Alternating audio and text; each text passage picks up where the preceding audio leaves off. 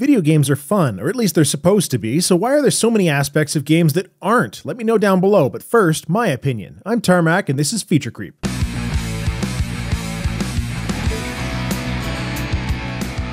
I was recently rewarded with an achievement for an insanely mundane piece of a game that I was playing, and it got me thinking about the gamification of all aspects surrounding the game industry. Achievements, pre-order exclusive unlocks, leaderboards on the Humble Bundle donation list, everything not just in games themselves, but even in close proximity to the industry has been turned into a game of sorts.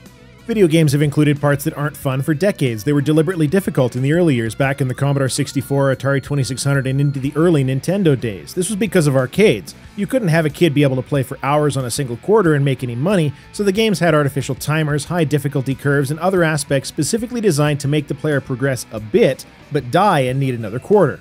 That game design continued into the initial console and PC development quite simply because it was the same devs making these games. When your entire design structure is based on the arcade model, your games will mirror it for all other platforms. Numerous games with the old 3 lives and continue system, a basic holdover from arcades, and difficulty was celebrated, accomplishment being lauded over all.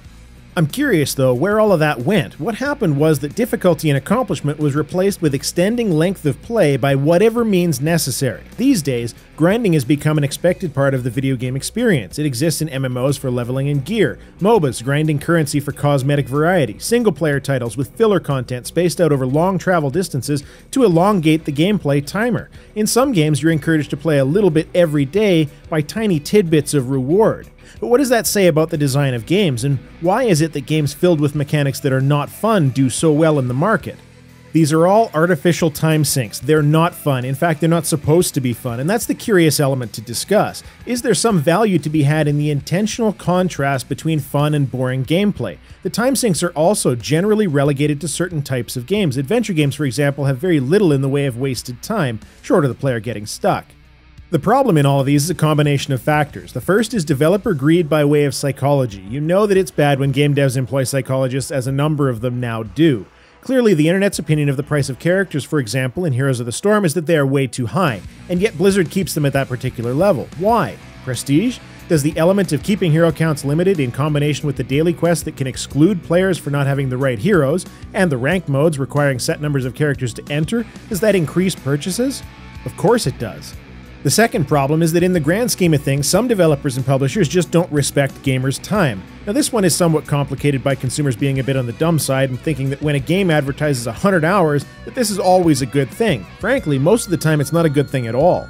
When you design a game that is artificially lengthened, you disrespect your customer. Grinding mechanics to slow leveling or gear progression to make a player need to subscribe again next month just to keep up the mild progress, that's not respecting their time. Putting out a massive open-world game with little more than lip-service side quests and activities is not respecting the player's time. And these development concepts are not uncommon. The idea of creating ways of keeping players playing a certain game longer are very intentional, but it's worth asking the question whether that's good for gamers. I stopped playing Heroes of the Storm more than once a month because I got tired of grinding rank, tired of grinding gold to buy heroes, tired of the game mechanics that are not fun. All of this in the name of following the psychological thrill ride that is League and Dota 2.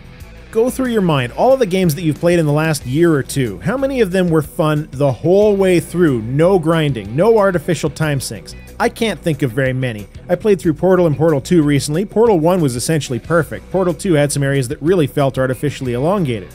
The Witcher 3 is another that I didn't really get the feeling of artificial length outside of the long travel times, which is a bit scary with how long the game is. Hearthstone, Heroes, GTA 5, Bloodborne, Mortal Kombat, Splatoon, Arkham Knight, and everything I'm hearing about Metal Gear and Mad Max, though I've yet to play either of those, all inflated, either wasting the player's time or playing them for their wallet. Or both. Personally, I think that the main culprits of the false sense of time are open world and free-to-play games. However, I don't see either of those going anywhere anytime soon. But frankly, what the hell is wrong with a game that is amazing for 5 hours at $20 instead of a game that advertises 100 hours of stretched thin or ransom content for $60? What are the most frustrating game mechanics in your opinion? Things that just make the experience in what is otherwise an amazing game feel like the devs are forcing the length of play issue. Let's chat about it. Feature Creep is a regular show every week, so sub up if you enjoyed it. That's all I have to say. Tarmack out.